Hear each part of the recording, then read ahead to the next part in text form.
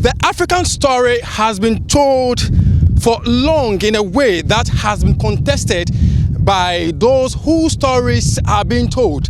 But can you imagine a world-class African heritage site sited right here where I stand by Africans to tell the African story? Africa, the untold story, is a pictorial chronology of the history and development of Africa and its people. Africa has a rich and complex history, but there is a widespread ignorance of this heritage. A celebrated British historian once said there was only the history of Europeans in Africa. Many other Pan-Africanists have been asking what is behind this lack of knowledge and looking at the historical record for an African history. Ask a 5-year-old African child of what he knows about Africa and it will be war. Ask the same question but with any other continent and that child will impress you. Many have attributed this to the lack of a heritage center where African story will be told from the beginning to where Africa has gotten to and where it is going as a continent. Today, that wish is fast approaching as the construction of the Pan-African Heritage Museum is set to commence in some few months' time, with more than 500 trees already planted as a first step. First to plant was Sam Jonah, followed by many other Pan-Africanists. This is a fantastic, very visionary, fantastic initiative whose time has come. Provides us with the opportunity when it's fully built and commissioned to tell our own story. Trouble with us Africans is that others have told our story and it's been distorted. Our contribution to world civilization, contribution to culture, values and all of that have been distorted because we don't tell our own story. To plant this tree to commemorate the museum, we are prepared and committed to give all the support we can to Mr. Kojo Yankah and the team.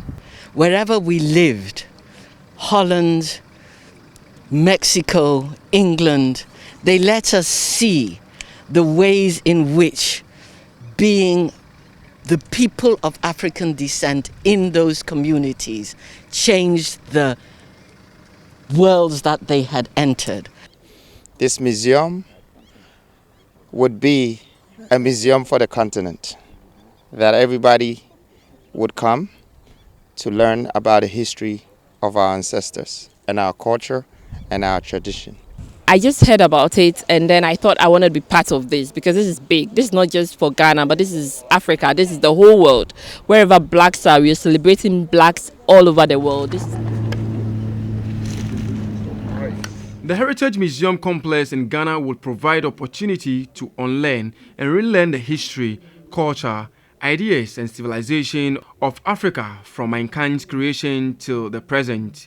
The complex includes the Pan-African Heroes Park, the Palace of African Kingdoms, the African Herbal Plants Village and a host of experimental programs and activities.